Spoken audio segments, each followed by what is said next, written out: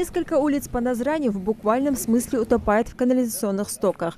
Причем виноваты в этом сами жители окрестных домов, которые, судя по всему, не брезгуют сливать нечистоты там, где и живут, отравляя при этом жизнь и добросовестным соседям. Участникам рейда не удалось сегодня поговорить с некоторыми нарушителями. Кого-то нет дома, а кто-то просто не хочет открывать дверь. Но ликвидировать канализационные трубы все-таки придется. Впрочем, на других улицах такая же картина. Например, по Итазово, чтобы устранить нарушения, пришлось привлечь тяжелую технику.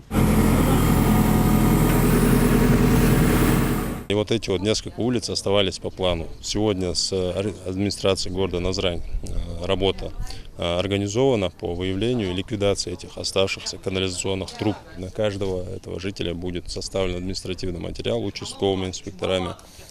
И, соответственно, понесут наказание все, кто так поступает. В стремлении навести порядок на улицах города комиссия в очередной раз сталкивается с проблемой.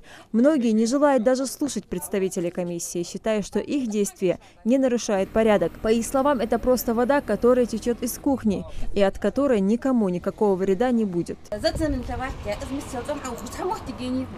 Местные власти не раз пытались донести до жителей с точки зрения и закона, и религии неправильность их действий. С правонарушителями неоднократно велись беседы, рассказывая, какой урон они наносят природе. Некоторые жильцы не выходили из дома.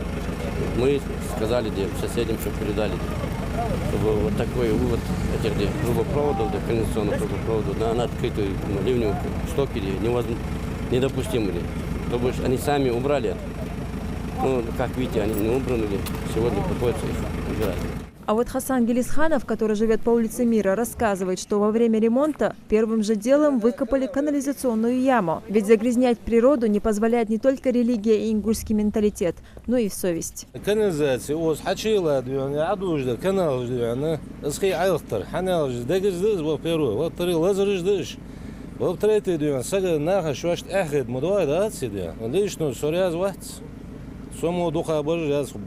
А вот сосед пример Хасана брать не стал, и нечистоты скапливаются прямо перед их домом. А дальше стекают к соседям по ливневке. Сегодня ни его, ни других комиссия уже не предупреждает, а идет на крайние меры. Это коснется каждой улицы города Назрань. Мы очень просили бы жителей города Назрань с пониманием относиться к этому, и чтобы они прекратили выбрасывать свои грязные отходы на улицу.